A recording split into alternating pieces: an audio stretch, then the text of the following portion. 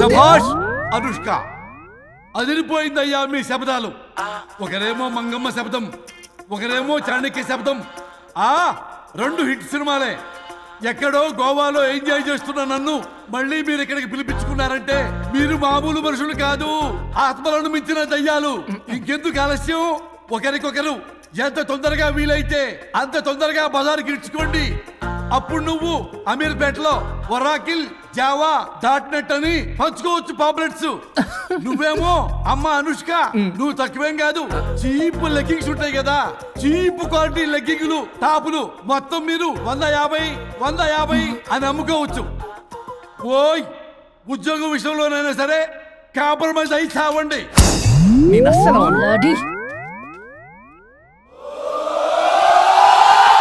Leggings 150 leggings. తమ్ముడు, మీ girl friend కొనరా?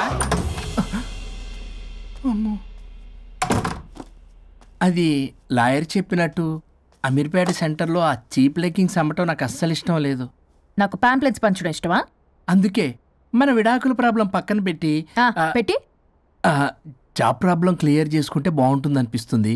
Compromise? సరే. అమ్మయ్యా, సచ్చినోడు ఒప్పుకున్నాడు. పల్లవి, తలుపు తీ. తలుపు బద్దలు కొట్టకు, వస్తున్నా. త్వరగా తీవే. ఏంటి? Monthly period. బాగైంది. నీకు కామెడీగా ఉందా? విపరీతమైన headache, back pain and stomach pain తట్టుకోలేకపోతున్నాను. ఒక్కసారికే ప్రపంచంలో ఉన్న ప్రతి ఆడది ప్రతి నెల అనుభవించే నొప్పే ఇది. నాకు కడుపు నొప్పి ఉందిరా అంటే ఈజీగా తీసుకునేవాడి. ఇప్పుడు అర్థమైందా? బాగైంది. మీ మగాళ్ళందరూ ఇది అనుభవించాలి, అప్పుడు మా బాధ ఏంటో తెలుస్తుంది. సరేనమ్మా, ఇప్పుడు అర్థమైంది మీరెంత అనుభవిస్తున్నారో. నేను ఈ పెయిన్ ని తట్టుకోలేకపోతున్నాను. ప్లీజ్, ఏం చేయాలో చెప్పు.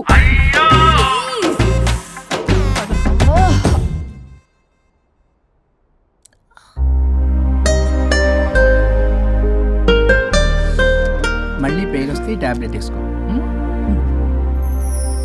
హే, ప్యాడ్స్ కబోర్డ్లో ఉన్నాయి. ఇప్పుడు మనకి చాలా పీస్ఫుల్గా ఉంది కదా? ఎస్, మనం కాంప్రమైజ్ అయ్యాం కాబట్టి మన వర్క్ ప్రాబ్లం సాల్వ్ అయింది. ఇంకా గోస్ట్ ప్రాబ్లం కూడా సాల్వ్ అయితే హ్యాపీగా ఉంటుంది. ఏమన్నావు? ఆత్మగడి ప్రాబ్లం. అంతకు ముందు మనం కాంప్రమైజ్ అవ్వడం వల్ల మన వర్క్ ప్రాబ్లం సాల్వ్ అయిందన్నాను. ఎగ్జాక్ట్లీ. మనం కాంప్రమైజ్ అయినట్టు కలిసిపోయినట్టు యాక్ట్ చేస్తే ఆత్మగడి ప్రాబ్లం కూడా సాల్వ్ అయిపోతుంది కదా? కరెక్ట్. అది తెలియక అతన్ని ఇన్ని రోజులు భరించాము. మనం కలిసిపోయినట్టు తెలిస్తే అతను వెళ్తాడు. మన బాడీస్ కూడా మనకి తిరిగి వచ్చేస్తాయి. Problem solve. కరెక్ట్. మనం రేపటి నుంచి ఆ పని మీద కార్డ్ పేటిఎం. Okay ma'am. అవును, ఈ పేటిఎంలో ఆత్మగాని పంపించవచ్చా? ట్రై చేద్దామా? జోకింగ్ యార్. నువ్వు ఇంకా పోలేదా? ఎక్కడికి? పైకి. పని అమ్మకుండా నేను ఎక్కడికి వెళ్తాను? అదేంటి, మేము కలిసిపోయాంగా.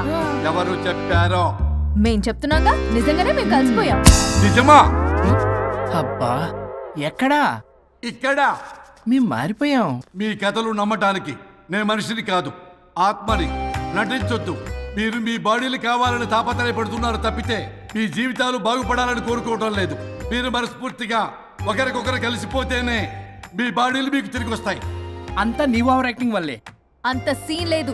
నేను మా ఊళ్ళో నాటకాలు వేస్తుంటే విజిల్స్ వేస్తూ స్టేజ్ పైకి పేపర్లు ఇసిరేవాళ్ళు తెలుసా? ఇప్పుడైతే రాళ్ళు వేసేవాళ్ళు. కరెక్ట్. నీ పక్కన యాక్టింగ్ చేస్తే రాళ్ళేంటి, చెప్పులు కూడా ఇసురుతారు. ఎక్కువ మాట్లాడండి, చంప పగలగొట్టేస్తాను. ఏంటమ్మా అనుష్క, ఇద్దరు కలిసి కాంప్రమైజ్ అవుతారు అనుకుంటే రోజు రోజు లైఫ్ ని కాంప్లికేట్ చేసుకుంటున్నారు. హరిశ్చంద్ర ప్రసాద్ గారు, అనుష్క, నేను కాంప్రమైజ్ అవ్వను. అయ్యో, బాడీ లేకపోయినా పర్లేదు. అనుష్క, నేను ఈ బాడీలోనే అడ్జస్ట్ అవుతాను. అనుష్క, అనుష్క, నేను తగ్గేది లేదు. నాకు కూడా నా బాడీ అవసరం లేదు. మహేష్ బాబు, పీక్కో. మహేష్ బాబు. అమ్మా, రోజు రోజుకి వీళ్ళ పైత్యం తొండలా ముదిరిపోతుంది. అర్జెంటుగా ఏదో ఒకటి చేయాలి.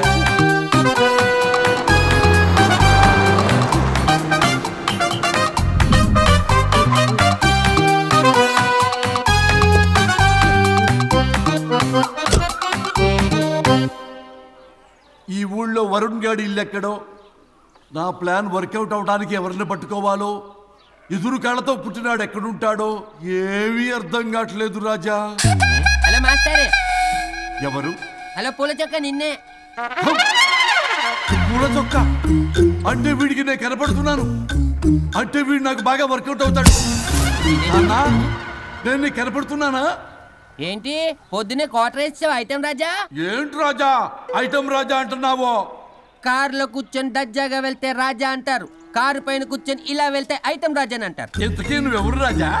ఎక్స్ప్రెస్ రాజా. ఆలోచన తక్కువ, ఆవేశం ఎక్కువ. ఆహా, బుర్ర తక్కువ వెదవా. నా పనికి వీడే కరెక్ట్. అవును, ఈ చొక్కా ఈ ఊర్లో దొరకదుగా, ఏ ఊర్లో కొన్నావు? అన్ని ఊర్లు తిరిగి కొనేచ్చావా? కంగ్రాచులేషన్. ఏండే ఆయన ఏమన్నా పిచ్చోడా? తనలో తనే మాట్లాడుకుంటున్నాడు. మీరు ఈ ఊరికి కొత్త, ఆడు ఎదురుగలతో పుట్టినాడండి, ఏదేదో పిచ్చి పిచ్చిగా మాట్లాడుతూ ఉంటాడు.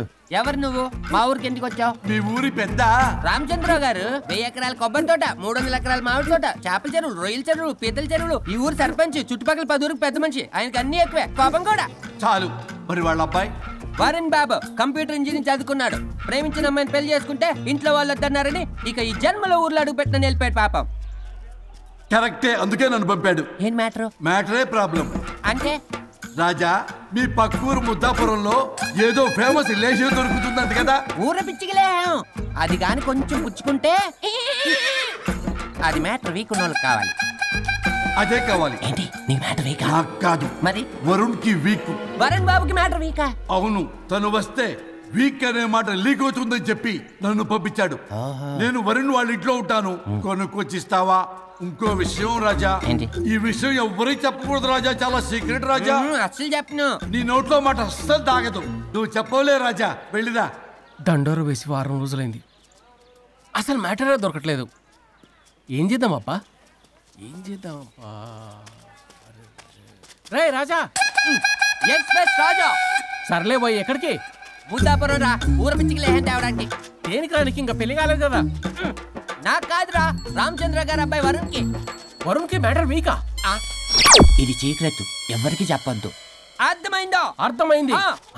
ఇందు మూలంగా 50 మందికి తెలియజేయడం ఏమనగా, రామచంద్రరావు గారు అబ్బాయి వరుణ్ బాబుకి మ్యాటర్ వీక్ అంట. హో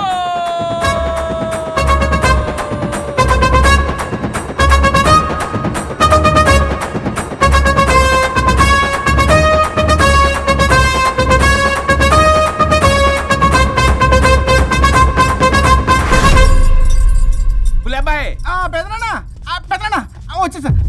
నువ్వు అర్జెంట్గా హైదరాబాద్ వెళ్ళి వాడిని కోడల్ని తీసుకురా.